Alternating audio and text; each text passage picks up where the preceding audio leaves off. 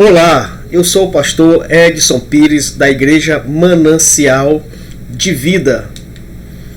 Estou aqui fazendo uma série de vídeos explicativos sobre os profetas menores do Antigo Testamento da Bíblia. Será um resumo dos livros para despertar em vocês o interesse na leitura e ajudar aqueles que não entenderam os livros.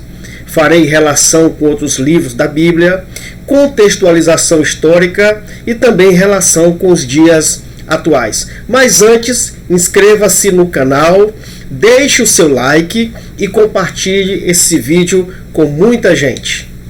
Vamos falar do autor. O nome Joel significa Jeová é Deus. Ele era filho de Petuel.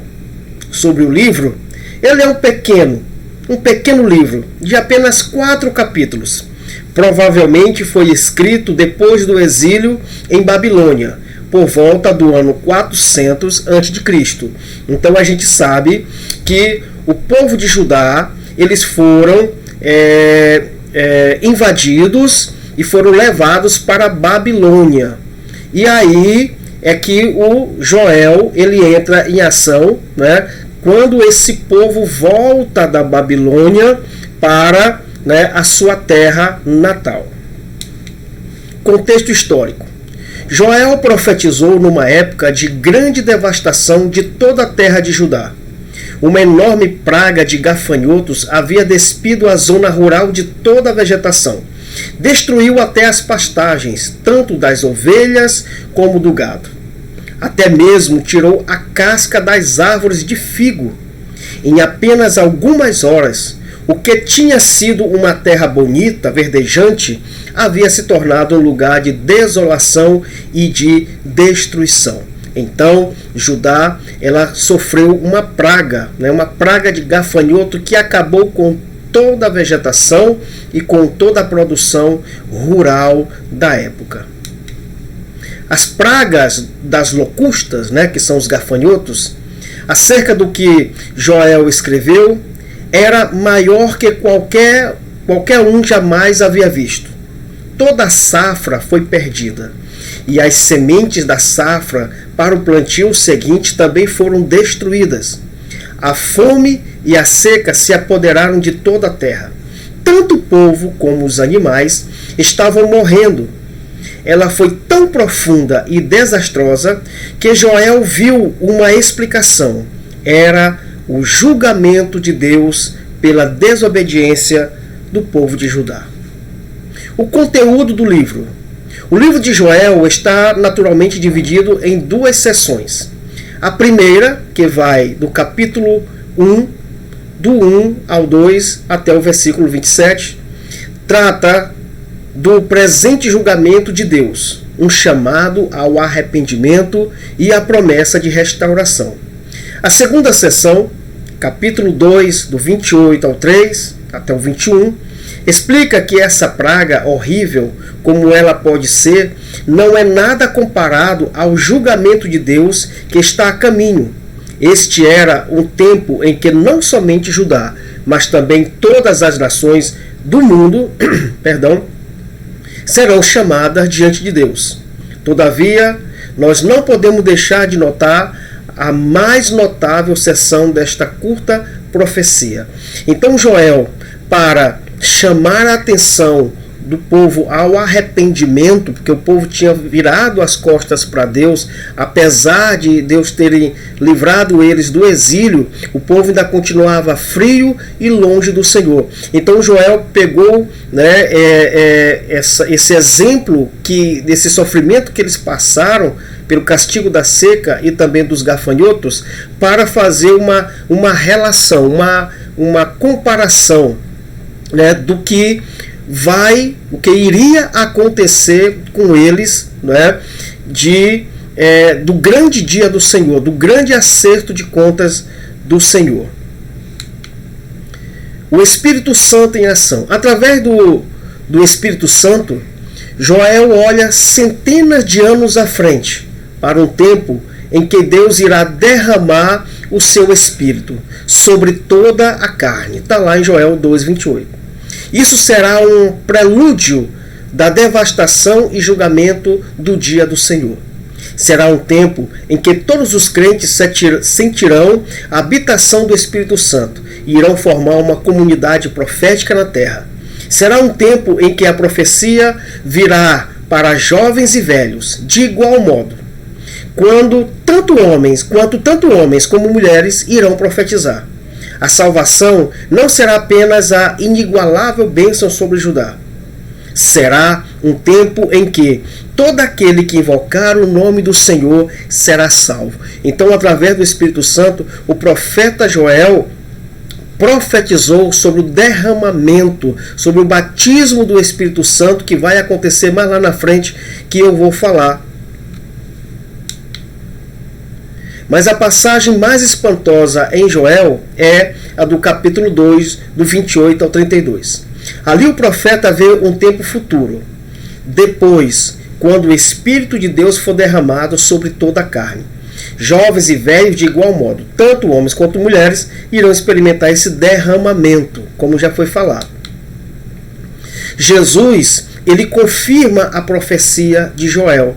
Joel profetizou aquilo que Jesus ia confirmar. Por isso é que Joel está lá também no livro da Bíblia, em um dos livros da Bíblia, Joel, porque Jesus Cristo confirma o que foi profetizado pelo profeta Joel. Está lá em Atos capítulo 1, versículo 8, que ele diz: mas recebereis poder ao descer sobre vós o Espírito Santo, e ser-me-eis testemunhas, tanto em Jerusalém, como em toda a Judéia e Samaria, até os confins da terra. Então, aquilo que Joel profetizou, Jesus Cristo confirmou sobre esse poder, sobre esse derramamento do Espírito Santo. O cumprimento dessa promessa acontece em Atos capítulo 2, do 1 ao 4, que diz: e cumprindo-se o dia de Pentecostes, estavam todos reunidos no mesmo lugar, e de repente veio do céu um som como de um vento veemente e impetuoso, e encheu toda a casa em que estavam assentados. E foram vistas por eles línguas repartidas, como que de fogo, as quais pousaram sobre cada um deles. E todos foram cheios do Espírito Santo, e começaram a falar noutras línguas, conforme o Espírito Santo lhe concedia que falasse. Então, o que a gente entende? Jesus Cristo falou que o que Joel tinha profetizado, ele fala que os discípulos iriam receber o poder do Espírito Santo. Em Pentecostes, isso acontece. Cumprindo-se o dia de Pentecostes, aquilo que Joel falou, que Jesus confirmou, se cumpre na vida dos discípulos em Pentecostes, onde todos eles foram cheios do Espírito Santo. E a confirmação dessa profecia vem por Pedro. Olha que coisa interessante. Em Atos capítulo 12, versículo 14 ao 18, diz assim: Pedro, porém, pondo-se em pé com os 11, levantou sua voz e disse-lhes: homens judeus, e todos que habitais em Jerusalém, seja-vos isto notório, e escutai as minhas palavras. Estes homens não estão embriagados como vós pensais, sendo a 3ª hora do dia. Mas isto é o que foi dito pelo profeta Joel: nos últimos dias acontecerá, diz o Senhor, que do meu Espírito derramarei sobre toda a carne. Vossos filhos e vossas filhas profetizarão, vossos jovens terão visões, os vossos velhos sonharão sonhos, e também do meu Espírito derramarei sobre todos os meus servos e minhas servas naqueles dias, e a profetizarão. Então, naquele dia do Pentecostes, em que ninguém estava entendendo aquilo que estava acontecendo, Pedro, cheio do Espírito Santo, ele começa a explicar que aquilo que eles estavam vivendo naquele momento, aquele derramado Espírito Santo, foi o que foi profetizado por Joel, que o Senhor iria derramar o seu Espírito sobre toda a carne. Essencialmente, o profeta incentiva todo o povo e até mesmo os sacerdotes que se humilhassem e jejuassem, clamando o perdão e a misericórdia de Deus. E acontecerá que todo aquele que invocar o nome do Senhor será salvo. Então, com a descida ali do Espírito Santo, com a profecia do Espírito Santo, Joel continua levando o povo, voltando agora para o povo de Judá, levando o povo a se humilhar para que o dia do Senhor venha e eles possam ser salvos. Ele anuncia ainda que se todos se empenhassem nesse propósito de se arrepender dos seus maus caminhos com sinceridade, certamente haveria novas bênçãos espirituais e materiais para a nação, num tempo de restauração e prosperidade. Então o profeta Joel, as suas profecias eram que o povo voltasse para Deus e que ele se arrependesse dos seus maus caminhos, para que Deus voltasse a abençoar com bênçãos espirituais e materiais toda aquela nação e viesse ali um tempo de restauração e prosperidade para o povo de Judá. O arrependimento era o foco principal do livro de Joel. Além de chamar ao arrependimento, o profeta avisa que o dia do Senhor estava chegando.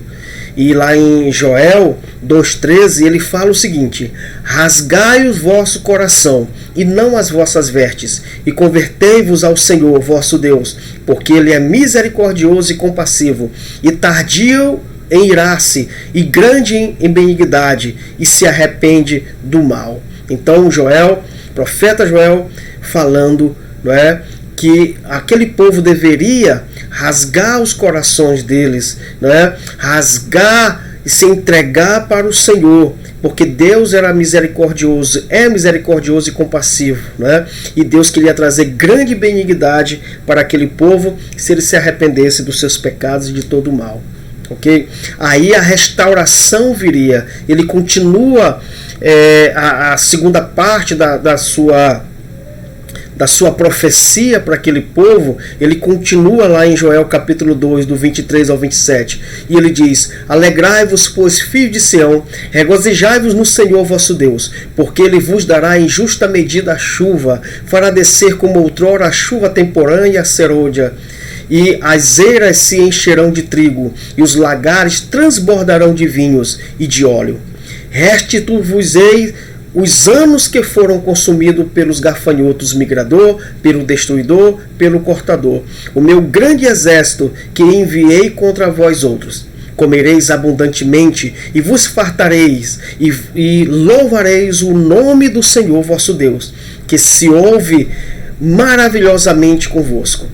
E o meu povo jamais será envergonhado. Sabereis que eu estou no meio de Israel e que eu sou o Senhor vosso Deus e não há outro, e o meu povo jamais será envergonhado. Então aqui nessa profecia, se o povo de Judá, o povo de Israel se arrependesse, todas essas bênçãos aqui, né, viria sobre o povo, a restituição, né, e tudo aquilo que foi antes consumido pelo gafanhoto seria restituído, né, e Deus ia trazer grande bênção para aquele povo e nunca mais eles iam passar por vergonha.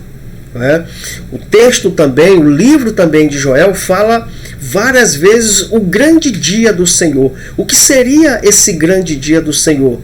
Então em Joel 2, do 1 ao 3 diz assim: tocai a trombeta em Sião e dai voz de rebate no meu santo nome. Perturbem-se todos os moradores da terra, porque o dia do Senhor vem, já está próximo, dia de escuridade e densas trevas, dia de nuvem e negridão, como a alva por sobre os montes. Assim se difunde um povo grande e poderoso, o qual desde o tempo antigo nunca houve, nem depois dele haverá, pelos anos adiante de geração em geração. O que seria o grande dia do Senhor? É o que a gente fala hoje, né? O grande dia do Senhor, o profeta Joel está falando da vinda do nosso Senhor Jesus Cristo. Quando nós dizemos assim: olha, o Senhor está voltando, arrepende-se porque Jesus está voltando. Jesus está voltando. Por quê? Porque o Senhor Jesus Cristo virá. Esse é o grande dia. E ele virá como juiz. E ele vai julgar todos da terra. A concordância desse grande dia, né, do dia do juízo com o Novo Testamento, está lá em Mateus, capítulo 25, versículo 31 e 33. Jesus fala desse grande dia. E quando o Filho do Homem vier em sua glória, e todos os santos anjos com ele, então se assentará no trono da sua glória, e todas as nações serão reunidas diante dele, e apartará uns dos outros, como um pastor aparta dos bodes as ovelhas, e porás as ovelhas à sua direita, mas os bodes à sua esquerda. Jesus confirmando a profecia de Joel do grande e temível dia do Senhor quando ele virá. E quando ele vier, ele vai ver na sua glória, e vai haver a separação entre bodes e as ovelhas. Então é importante que nós sejamos ovelha do Senhor, porque a ovelha do Senhor ouve a sua voz. E lá, continuando ainda a confirmação, né, do livro de Joel, do Velho Testamento, com o Novo Testamento.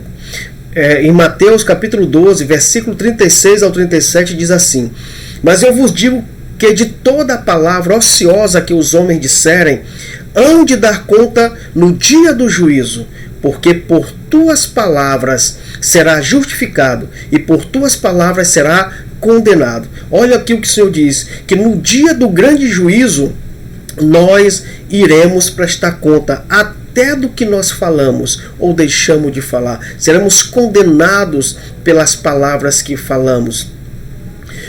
Em Apocalipse 22, 12, 13 diz: E eis que cedo venho, e o meu galardão está comigo, para dar a cada um segundo a sua obra.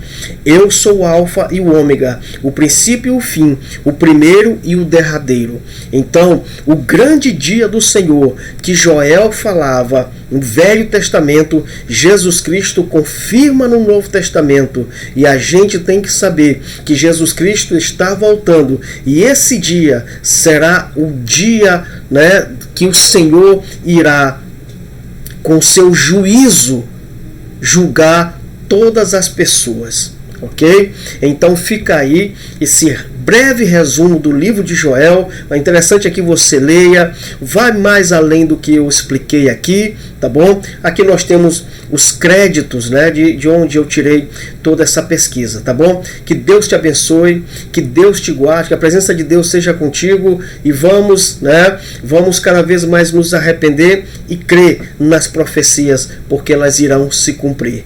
Tchau!